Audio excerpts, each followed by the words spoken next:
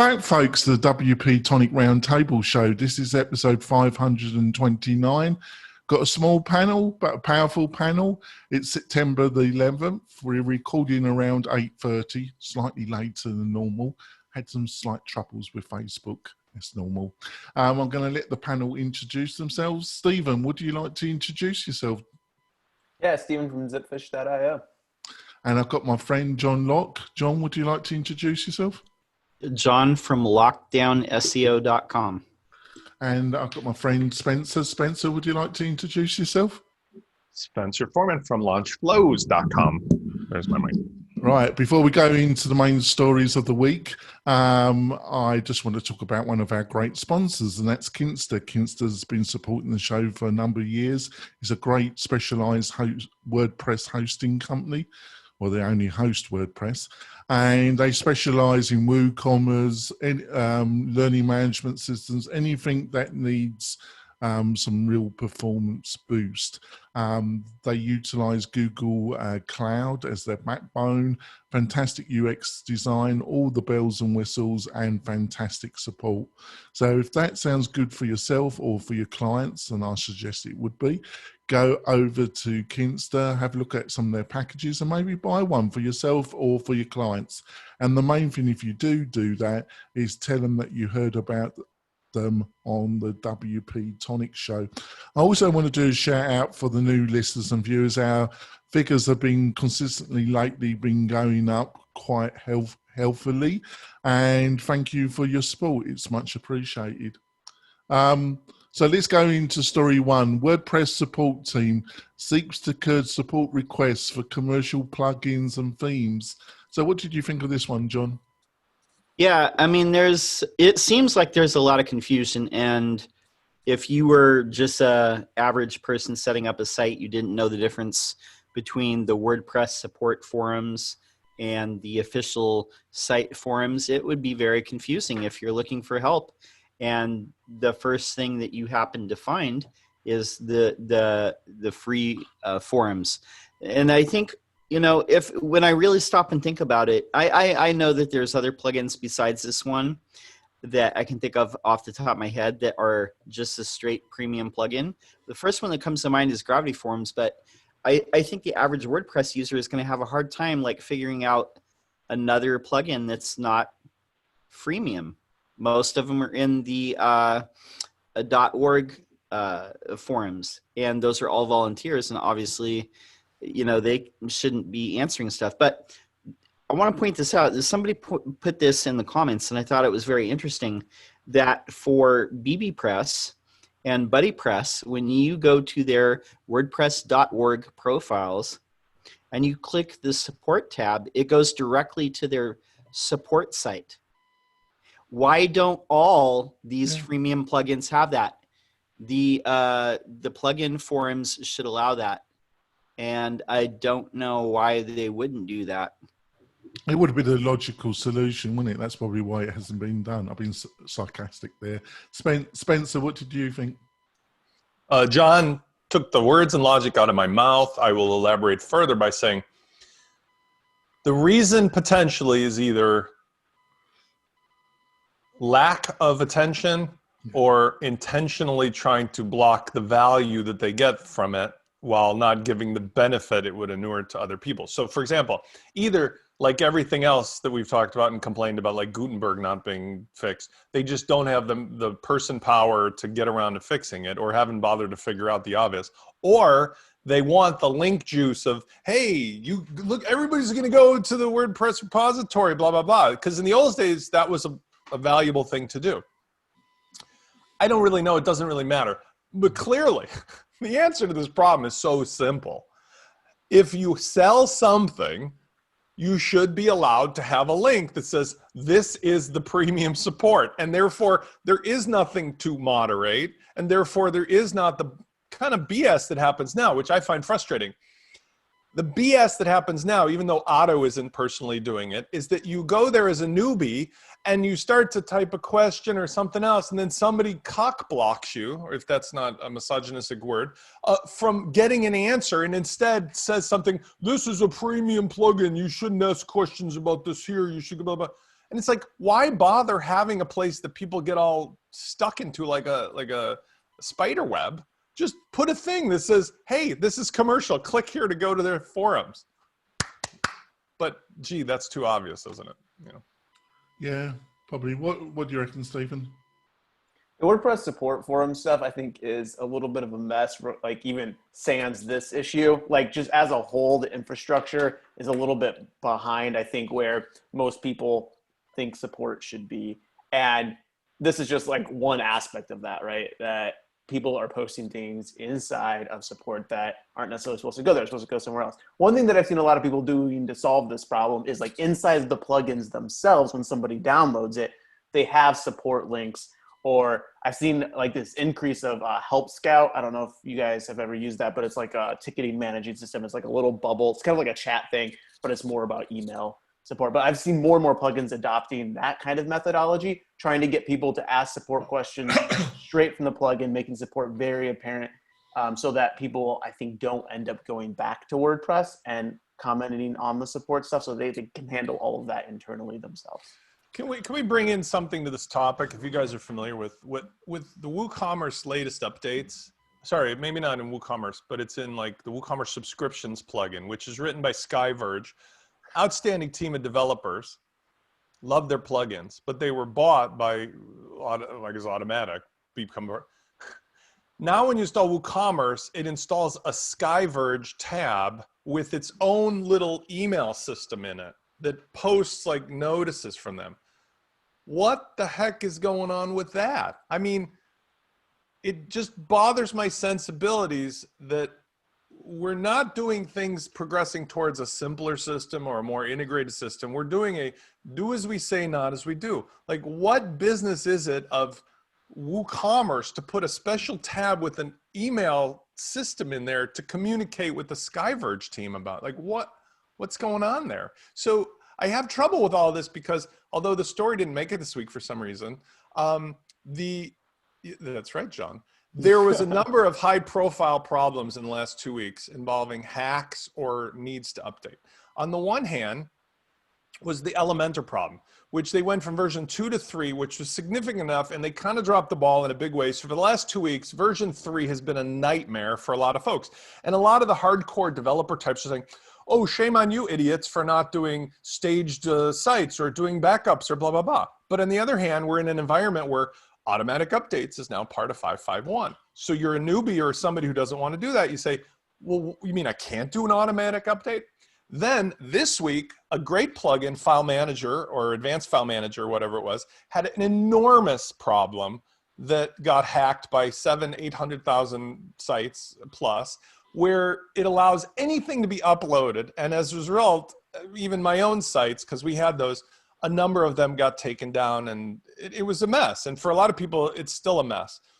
That problem is, again, an emphasis on, well, would you really want automatic updates? Here's a great reason why you should have them. If somebody discovers that File Manager or another plugin has a real problem, the auto update system could immediately like firewall off that plugin, right? It doesn't take it away, but it just shuts it off or something. Which one are we supposed to be doing here? Because on the one hand, auto updates could be really great and could be doing positive. On the other hand, it's like auto updates can completely screw the system. In the meantime, you got plugin authors who are throwing things in that are full email systems, and yet other people are being told you can't answer a question or get a question asked in our forums about it. It's like, hello, like that's the state of WordPress. So yeah, go ahead. The Skyverge thing is a little crazy to me. Like support at the point where you need support makes sense, right? Like if you're in a plugin, there's a problem, there's a little support bubble at the bottom right hand corner. That's great. But the last thing WordPress needs is that left-hand nav bar getting more cluttered by main level links. Like maybe like put it somewhere else, but throwing something there just for support for a very specific plugin, like what now WooCommerce has 4 or 5 like main nav with red dots saying you need to pay attention. Yeah, that I don't understand the logic behind that from a user infrastructure standpoint. With the auto updates, I love the idea of auto updates. I think it's an important step because we need to change the mentality of developers from saying, I'm going to push out a plugin and everybody better update this in staging first to see if it breaks your site and then allow support tickets to come in. Like, if you have a premium plugin that people are paying for, there should be the expectation that you are pushing out updates that do not need to be tested thoroughly in staging. Like, we're talking about stuff that people are investing money in. If it's a free plugin, I get it. Like, you know, do what you can do. Like, it's free labor. People are donating their time to it. But if it is a premium plugin, that expectation should be there. But it's not there because we do not have auto updates enabled. And the expectation is that everybody's testing it out. And if it's broken, it's the person that owns the website's fault. It's not the plugin developer's fault. And I think like that paradigm needs to shift. And I think auto updates helps it shift to, if there's a premium plugin, auto updates are enabled. It's that plugin's fault for breaking people's site. It's not the person's fault for not testing it in stage first. Yes, it's a good idea to test in stage. Everybody should test in stage. Everybody should have backups. But at the end of the day, the responsibility falls on the premium plugin developer's shoulders. Yeah. And you can't even tell sometimes. That's my bigger argument, although I find exactly what you're saying to be true. The problem is, even a sophisticated developer, I mean, I've been doing this since day one of WordPress, 15 years, 30,000 plus clients or students. This last 2 weeks have been a roller coaster ride of what the fuck is going on, because Elementor's problem is not simple. There are a dozen sites I have where they're all acting differently because of the same set of plugins. On the other hand, the file manager thing, I feel like I got taken for a ride a little bit too, because I'm very careful. I run WordFence and everything else, but this program had such power for my using it that I kept it around. And yet that same power was used against those of us who had the earlier version, because apparently it was over a week that it was known that it was causing problems. Had the automatic like system been used for good to red flag something like, hey, whoa, turn this off or turn it off temporarily, nothing would have been hacked. And yet there wouldn't have been very little damage, right? So it's just a progressive idea that if you had leadership, let's say, that was doing these things, we wouldn't have such problems. But instead, we just have this sort of ongoing. Yeah, I think, just to butt in, because there's only 4 of us, I'm probably going to be more active in this discussion. I take a kind of middle ground about this, really. I'm not a great fan of automatic updates, but I think there's a balanced, logical position. I think when it comes to security, you know, it's like file manager, you know, when it comes to something that's going to lay open to hacking for hundreds of thousands of sites, you know, that's, but the general idea that you're just going to allow, because Stephen pointed out, and I agree with Stephen's position, you know, if you're selling a Premier plugin, that's what you're hoping, that you're paying for, that it's going to be properly tested to the best ability before it's pushed out. But we all know that that unfortunately isn't always the reality. So that's why I'm not a total fan of automatic updating. But when it comes to, but I think there needs to be 2 levels. I think when it comes to a crucial situation like you saw with File Manager, that's when you really need automatic updates.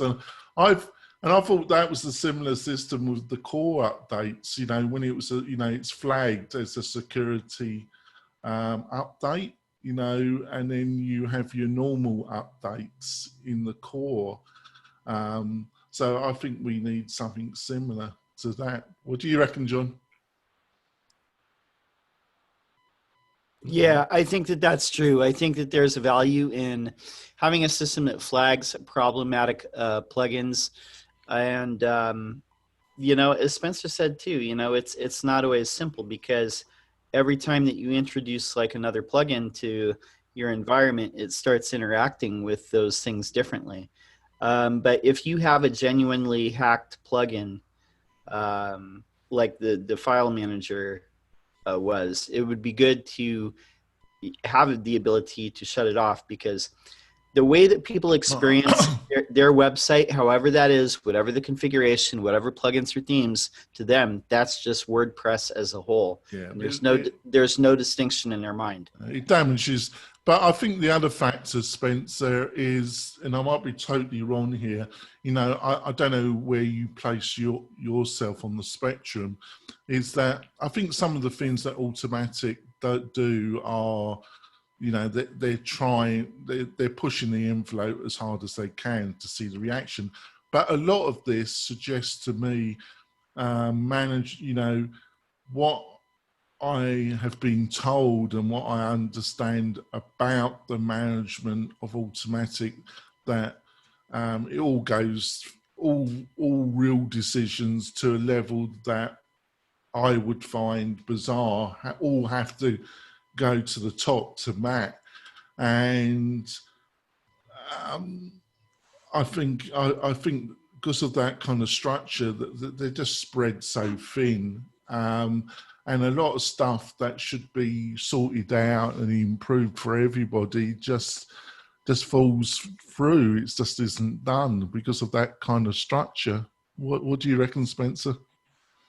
I mean, there's clear signs of all this, and to a certain extent, you know, I put this in context. People who listen to the show hopefully take the fact that I like to swear and I'm getting all worked up over something. But in the scope of the reality we're all living in, this is just like a diversion for an hour. You know, I'm fun getting all worked up. Like, I feel very lucky. Are you going to mention Otto? Yeah, I do. I feel very lucky for Otto in my life and Matt, because the time that I personally got into WordPress was a time of transition for me. I was in a state where I was a real estate developer, and I was doing other things for fun, but a lot of things were changing in my personal life and so forth. And so at that particular time, when the real estate market was changing and so on and so forth, I needed a diversion, and I found WordPress coming from closed platforms and so forth. And this entire universe that I'm in has been a giant playground, which has become my livelihood and my daily existence as well. So I feel lucky to be able to sit here and complain about it. There are villains, and there are, you know, sheriffs riding in on a white horse or something like that, or whatever the term is. But like, the idea is that it's a fun environment. It's clearly the way it is because it was started out that way. It was Matt's baby that grew into something enormous. So it'll never not be Matt's baby. The difference, though, for the rest of us who make our livelihood is, he decided graciously when he began to make a choice that it's open source software. Had he not made that one choice, we would not be having any of these conversations at all. We wouldn't even be having these benefits, because it would be like any other company. It'd be like a Google or a Bing or, you know, one of the other 90s companies, even like a Basecamp, 37 Signals. I mean, they've grown an amazing company, but you don't see Jason and David Henneman or Hansen talking to people about like, hey man, you have something to say about what we do. They just do it. So I'm grateful for all of the craziness. However, since we have the choice and since we can whine, I'm saying that we're definitely coming to a crossroads between the money guys trying to take his baby and run off like a dingo in the middle of the night with it, or us keeping the baby and turning it into something that we want to live with. And I think that's where it comes down to what's you going to know, happen. and it doesn't. It's not only WordPress. You know, other plugins. You know, their track record isn't fantastic. So you know, it affects everybody. Well, we're going to go for our break. We only covered one story, but we're going to move quick on the others. We will be back in a few moments. We're coming back.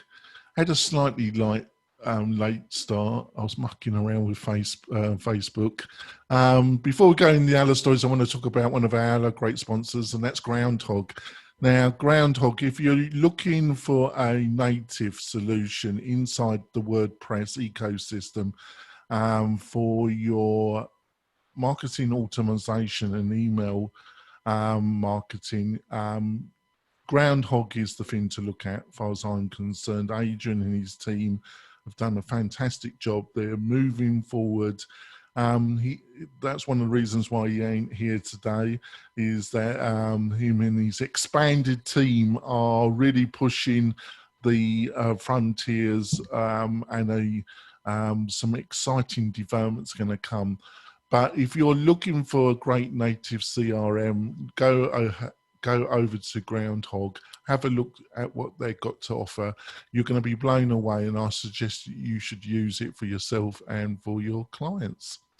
On to story 2, the return of 90s web. What did you think of this one, Stephen?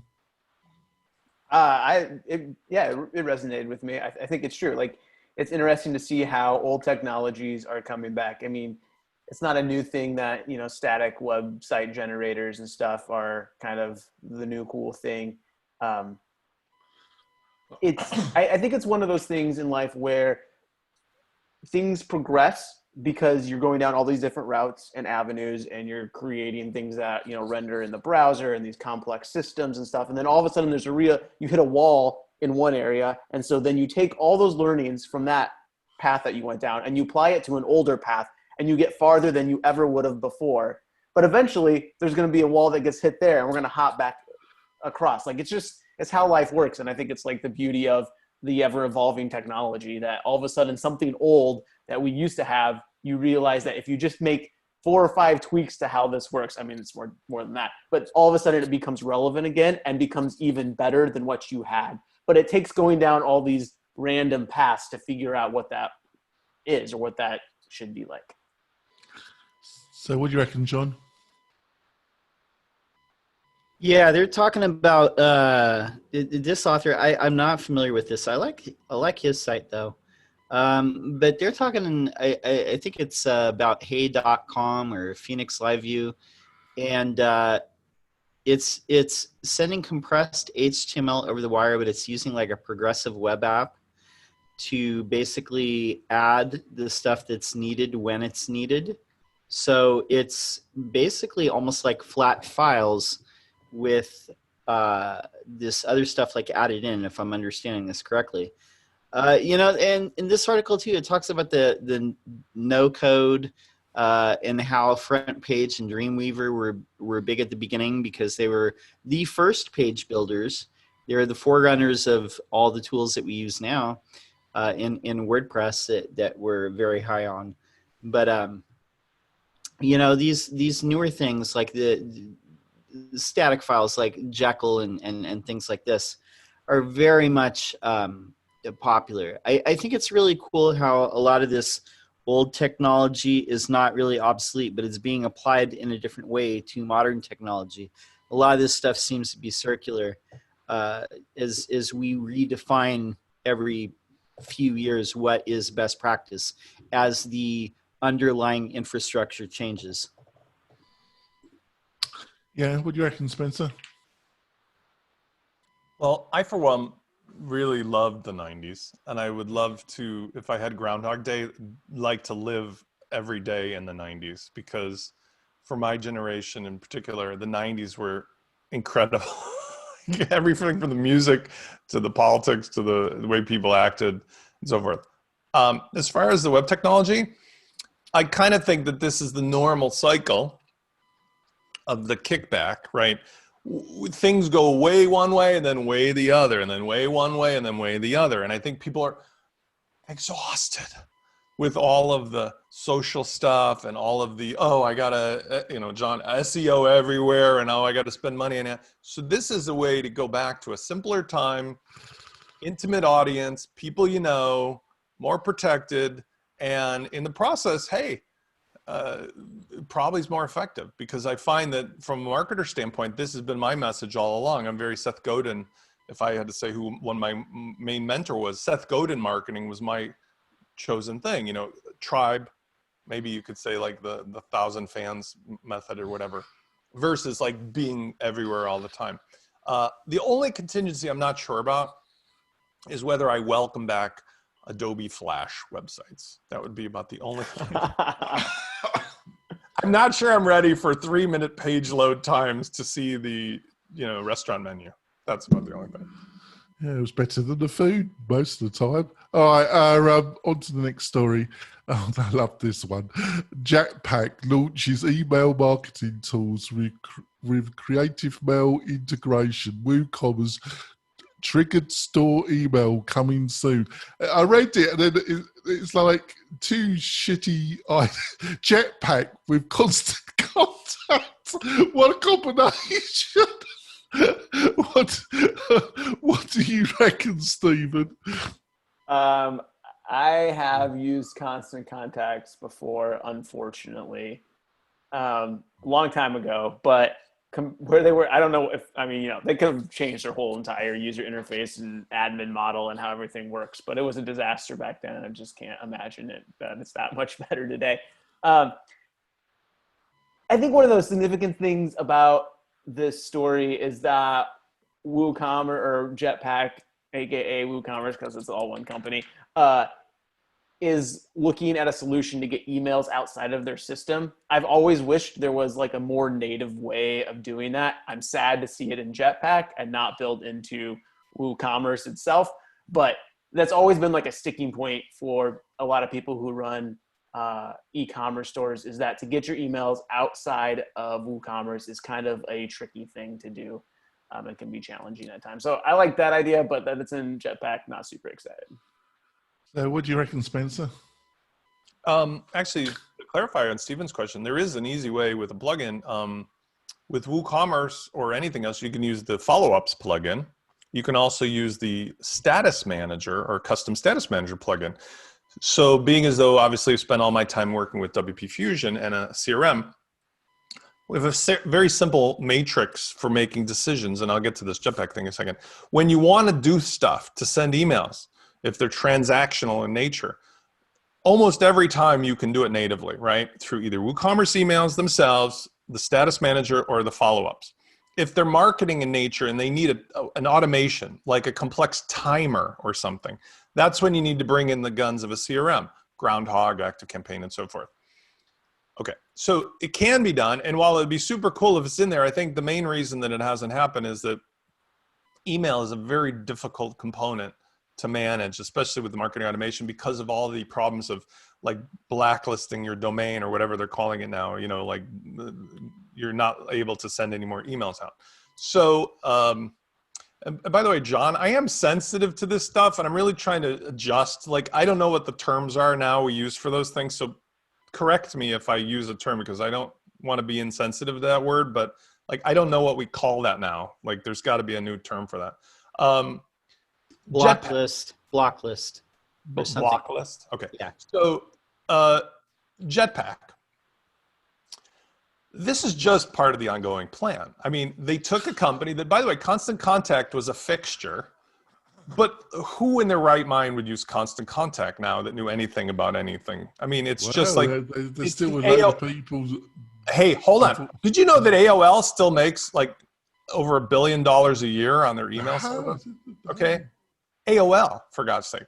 So I'm not saying they don't make money. I'm saying you don't go wake up in the morning and go, who's the sexiest new company I could think of in the email marketing space? Constant Contact. So I'm saying they took a brand that has substance, it has infrastructure, it has team members, it has money. Who can we partner with and bring him into our Trojan horse? And here you go. And so they're packaging it in Jetpack for an obvious reason. Jetpack is the Trojan horse that gets installed in everybody's machine against their will and spams them to, you know, sign up for stuff, because like an AOL or like other hosting companies, most people don't need to know. They just look at what's in front of them and go, oh, sure, that sounds good. Click a button. My mom was over last night, and I'm not saying she's the model, but like she spent an hour bothering my 16-year-old to explain to her what iCloud was and why she needs to spend 99 cents to get more storage on her iPhone. That's the model that Jetpack is going for. I've got my WordPress site. I don't know what this is. Sounds good. Press the button.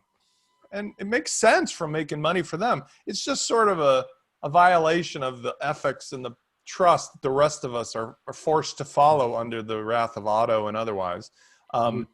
And I think one of our stories about the theme review process, but like the whole theme review team and all the, oh, you're so naughty. And yet here's Jetpack doing every naughty thing under the sun. Now, listen, if you're listening, President Trump, take note. Think before you press that button. If you're listening, Trump, this one's for Oh, you. don't do that. You get us X-rated. Right. But think before you press the button.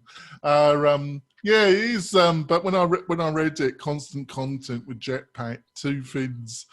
Well, actually, then after my initial reaction, I thought, well, they're well suited. Actually, they'd be the perfect couple, really, wouldn't they? On to. Oh God, yeah, I chose this. Oh, you know what? And there's a third part to that where it's like constant contact. How did I not know that they were owned by EIG? Like, who owns all those crappy hosts like Bluehost and HostGator? They own them, do they? They own Constant Contact. So this is who Jetpack is in bed with. The world makes a lot more sense now. Oh, God, you might be right, Spencer. It might be an evil conspiracy. It's like the James Bond film. They're like the Spectre of the world, aren't they? You know, there's a difference between. This is worthy of, I think, a moment of time. There's a difference between a conspiracy and just waking up to realize this is how it has always been done. You see, when you have a concept of the world as some fairy tale, like a nice little children's book, conspiracies of this and this and this, and then when you've actually been in the real world and dealt with real people, you realize it's the same politics that happen in like your high school or running for, class president, all the infighting and the mean girls and the sportos and the jocks and the burnouts and all that. That's the world of hitmen and murders and double deals and who you know and hypocrisy. That's the world as it is. And you just woke up to it. So the fact that there's a company that no longer has pizzazz, but has money and infrastructure stuff, of course they're going to get into bed and join forces with Jetpack because they see it like, shit, we got a third of the internet websites now we can get our hooks into where they wouldn't pay attention to us lately. Hello. It's not a big conspiracy. I was looking for stories, stories that would entertain Spencer. And then one of the websites I go to had this IBG, which is a very large media advertising agency, Mediabrands, names Global Chief Culture Officer, new position overseeing diversity. And I just love the title. What the freaking hell does it mean? If you go to this article, she seems a very charming lady, and she came from Harvard University. It doesn't really fit into the model of diversity, really. It kind of struck me as everything that's wrong about America and the UK at the present moment. What do you reckon, Spencer? Do you think I'm being slightly overcritical? Is Herman short for Hermione? Yes, Maybe? I think so. Because her name is an interesting name. I've never seen Herman. I would have thought if I didn't see her picture that it was a man, Herman, but that's because I'm American. Well, I mean, let's put it like this. I don't really know what IPG Mediabrands is, but if you were the people without diversity who were unknowing of how the world is working or want to pretend you don't have to look at the rest of the world, you're going to hire somebody that you think represents that world. Exactly. And she may be, she may be a brilliant business person, executive, and I can't say anything, but like, I don't know anything about her. Yeah. She doesn't look like she came from the world of the people suffering as a result of the lack of diversity and so forth. I mean, that's all I can say, because a Harvard pedigree does not come easy or cheap. But then again, who knows? I know nothing about her. Maybe she worked her way up from nothing and did it all her own.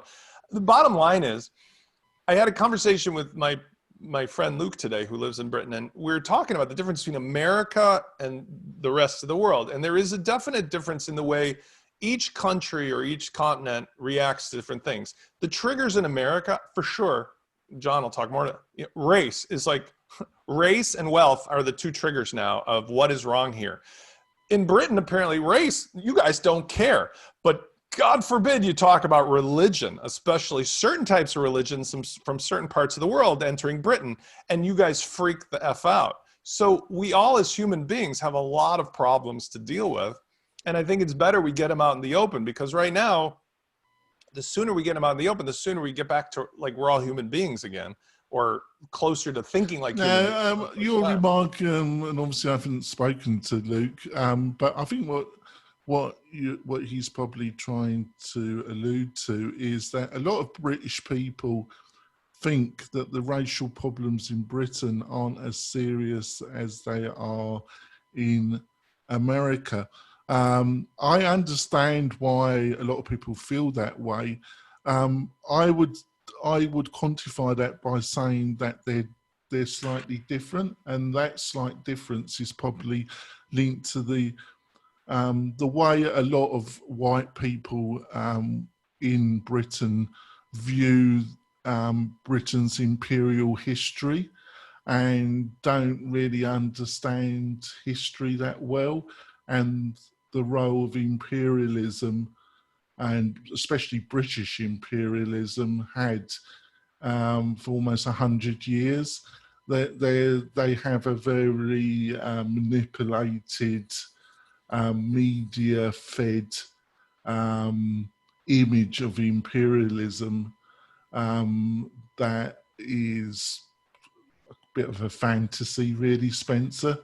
So and you remarked earlier about that, about how the world really works, and if you've got this fairy tale, you're surprised. Well, it's the same thing in Britain. They a lot of English people aren't prepared to look at the realities of imperialism and why it was constructed. They live in a little bit of a fairy tale world, Spencer. So that's... I mean, I think specifically the issue versus imperialism was more about race. Like, for example, the color of somebody's skin may not bend somebody out of shape in Britain, but if they're wearing a certain type of religious traditional clothing, they will get bent unbelievably out of shape. Whereas in America, the color of your skin, first of all, will bend people out of shape into believing things about you that aren't true right off the bat. And secondarily, as of late, of course, certain clothing will also bend you. But we're so crazy with our clothing and everything else, that's not as big as a deal. Like if you're a white person in a crazy covering your face, nobody cares. If you're a dark-skinned person wearing a hijab or something like that, freak out the same way as in Britain. But in Britain, apparently, you could be any color. It's just, do you represent some kind of, you're not an English person first kind of a thing. And the problem is the same, is that it's all an example of like, this has always existed.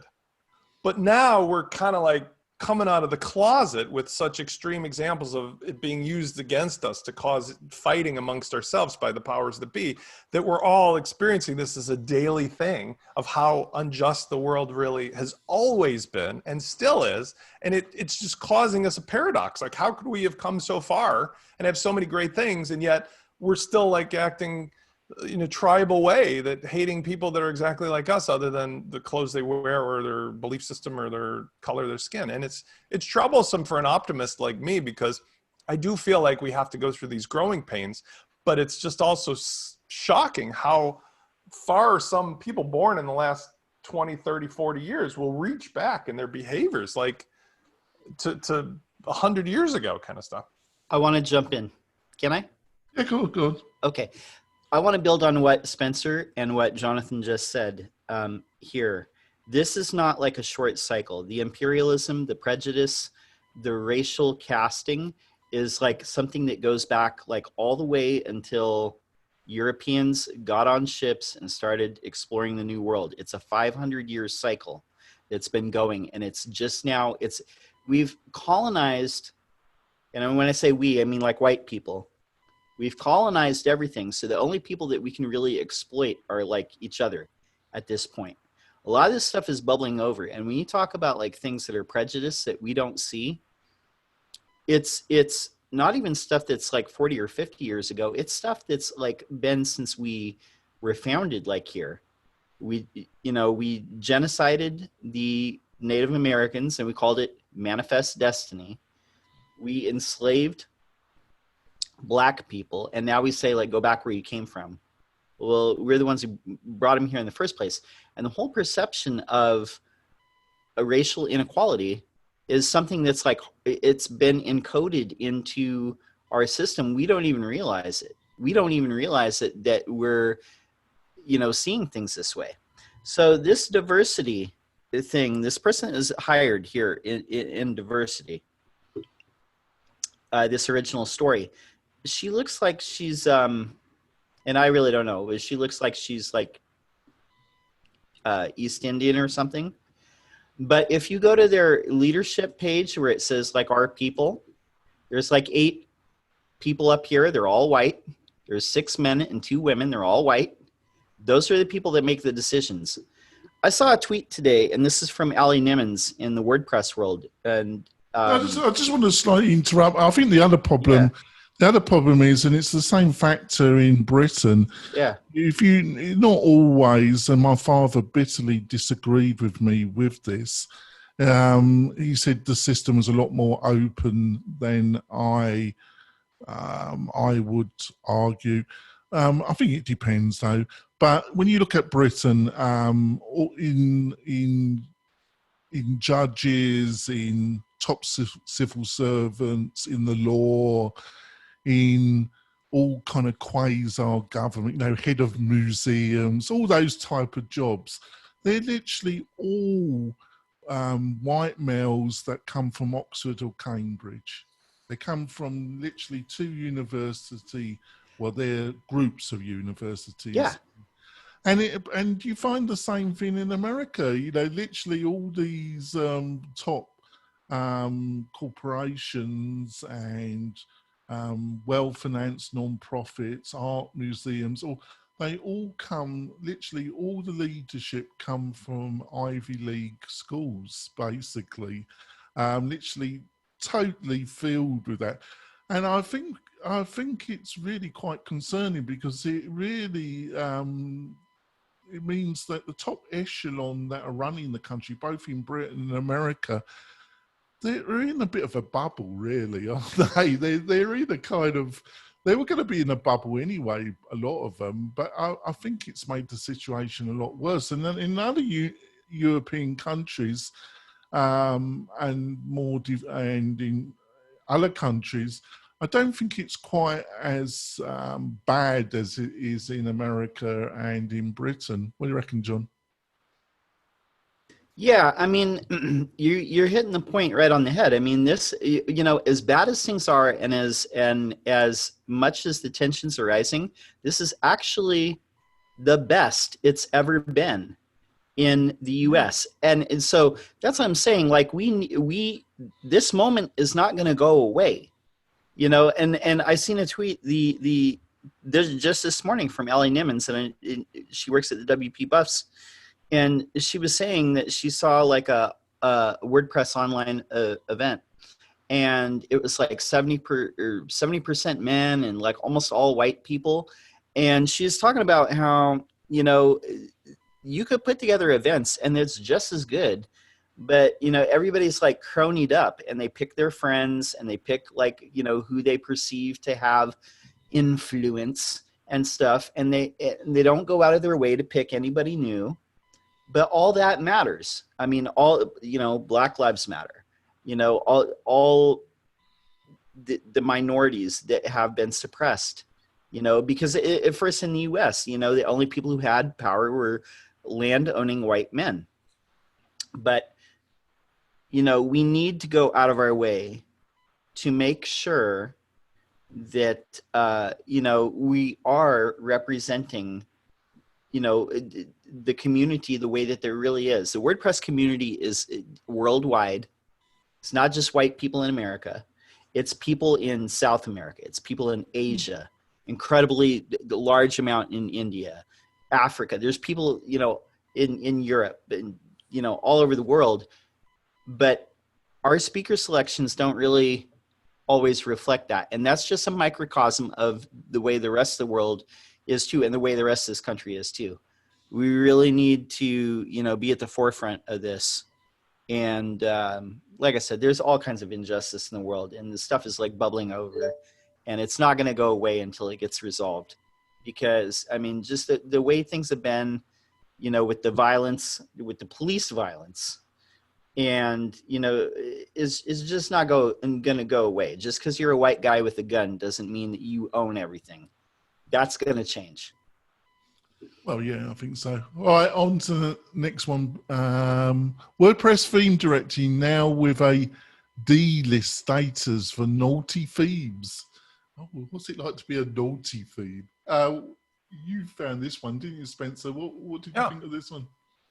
Well, so contrary to the things that are a problem in giving support in the WordPress repository, apparently the shenanigans of the Astra theme led to a spotlight being shown down from the mothership that this needs somebody to do something about. We can't have so much negative attention on us. So they magically came up with a solution that sort of makes sense in a very short time period.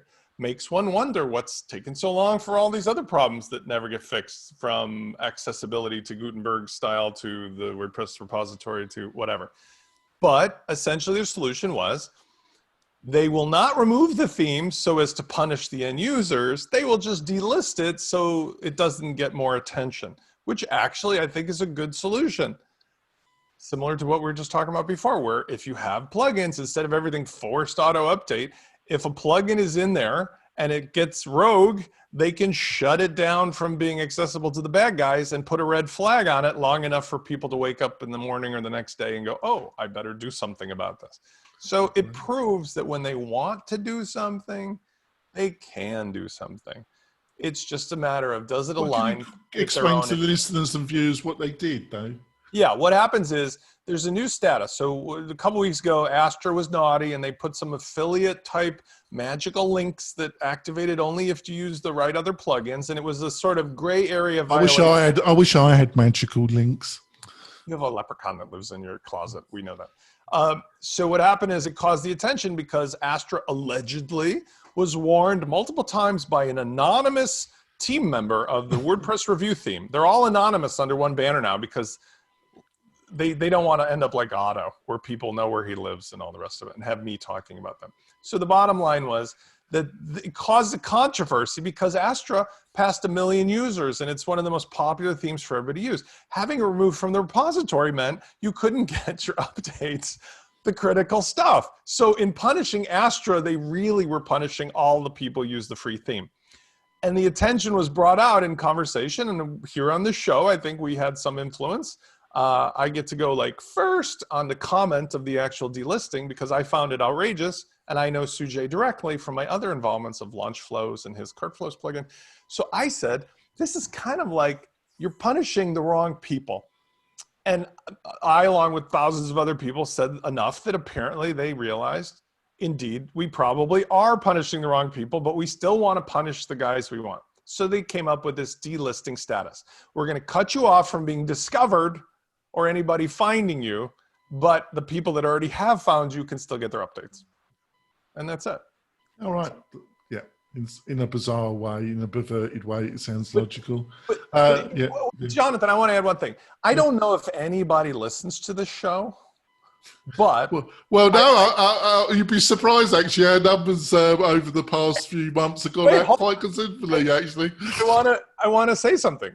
I don't know for sure because it'd be like patting too many of us who've been hanging out here every Friday on the back, including you for 567 shows or something.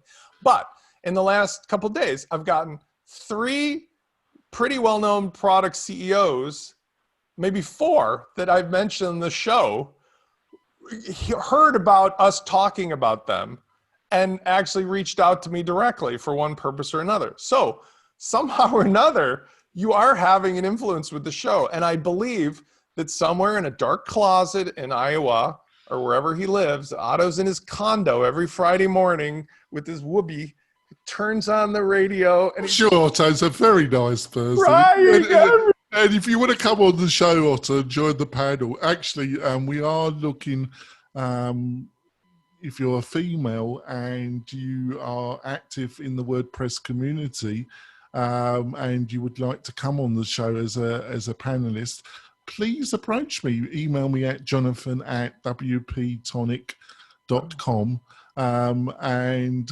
hyphen between the WP and the tonic. And please email me. We would love you to join the panel and be part of the discussion. Stephen, what did you reckon about this one?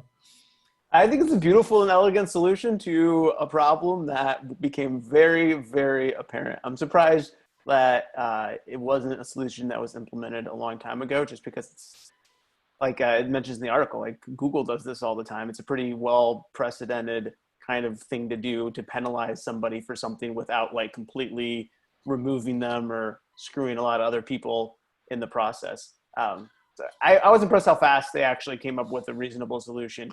It seems like other solutions have taken a lot longer to come about. Yeah, I'm on with Spencer on the pressure must have really sped things up. And I don't know, it's good to see a solution that makes sense, I guess. Yeah. What do you reckon, John? A good solution. You know, they can actually get stuff done when they put their mind to it. That's all I got to say. Short and sweet. Yeah, I think it's putting their mind to it. I think that's the key thing, isn't it? I think you got it right as well.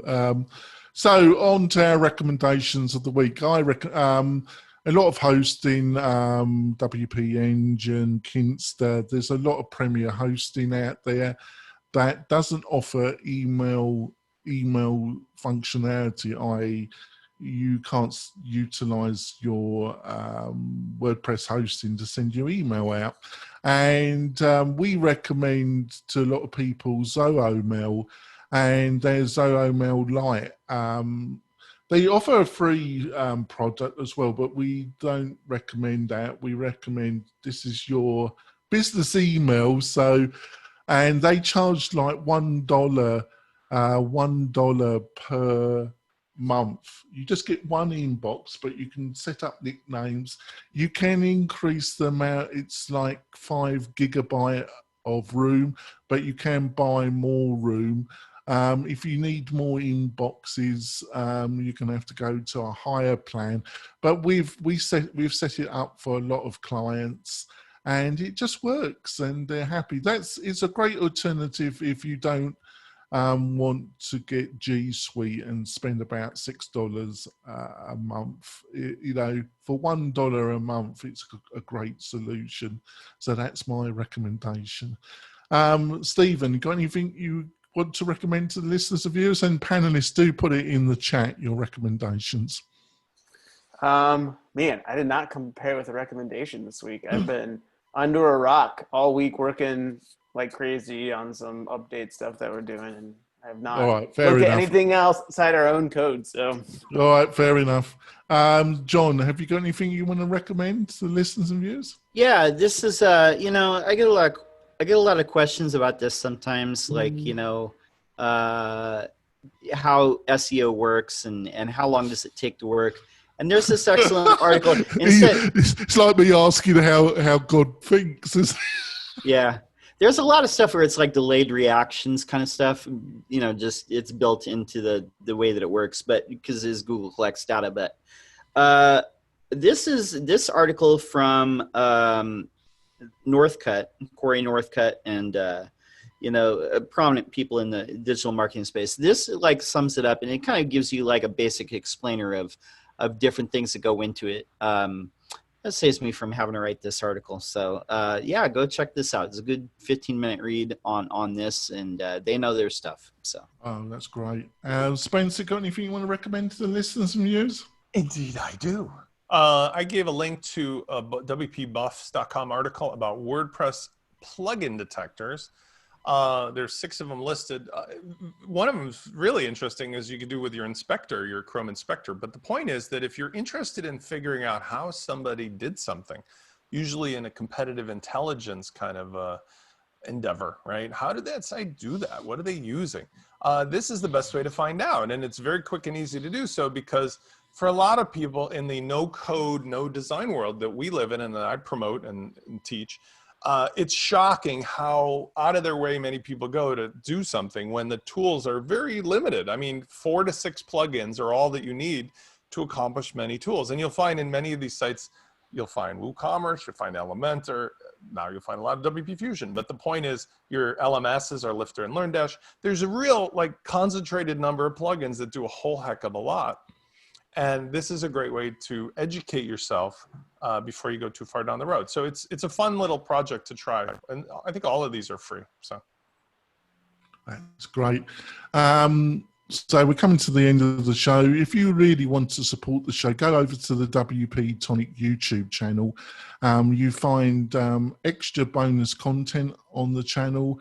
I will regularly be doing some live videos, and I will be doing a lot more video.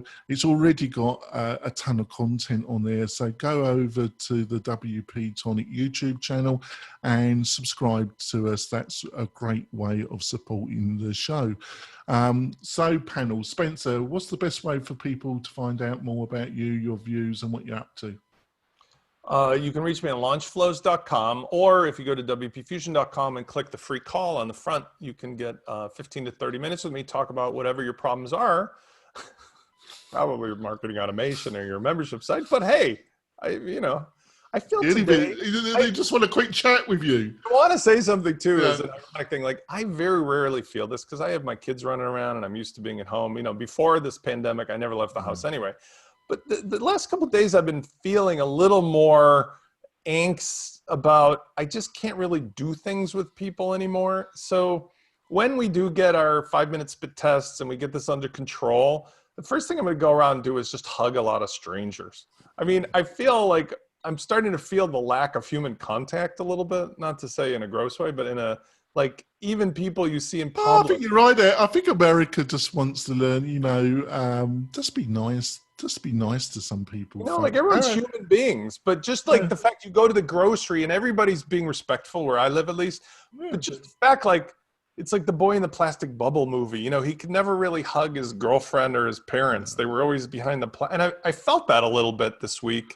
I don't know why. Well, I'm English, so I don't feel like hugging anyway. So, we're not known as huggers, really, the British, really.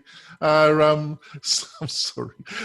Stephen, how can people find out more about you and what you're up to? Yeah, head over to zipfish.io. Check us out. That's great. And John, how can people find out more about you and what you're up to? 2 ways. Go to my YouTube channel, search Lockdown SEO, or search John Lock SEO, and I'm posting videos every other day. Slowed it down from like every day. Once we got past 700 videos. And then the other way is go to my website, lockdownseo.com. And check it out. Yeah, and if you want a credible source of SEO knowledge and material, you can't go bad in going and subscribing to John's YouTube channel and also bookmarking his web. There literally isn't much that John doesn't know about SEO and about WordPress in general. So that's a strong combination, WordPress with great SEO. So do that, please.